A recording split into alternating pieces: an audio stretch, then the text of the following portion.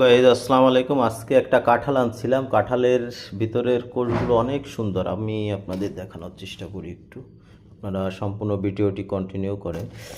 যে অনেক কাঁঠাল আনছি, যে কাঁঠালের ভিতরে সাধারণত সিক মারা থাকে। সিক বলতে যে এই জায়গা থেকে একটা সিকের মতন ঢুকাই দিলে ওষুধ ওষুধ দেওয়ার পরে এটা পেকে যায়। কিন্তু এবার যে কাঁঠাল আমি আনছি, এই কাঁঠালে কিন্তু ভুসরা বেশি, কিন্তু আপনার সাধারণত কোষ একটু কম যদিও।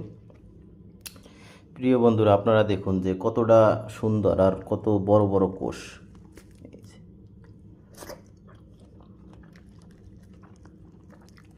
অনেক সুন্দর।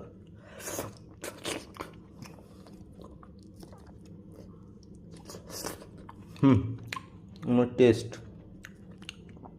আপনারা কে অনেক সুন্দর। আগে যে কাঁঠালগুলো আমি কিনতাম, ওই কাঁঠালগুলোর ভিতরে এরকম ছিক মারা থাকতো, আর এগুলো কিন্তু ছিক মারা নাই, এই জন্য এটা ফরমালিন মুক্ত।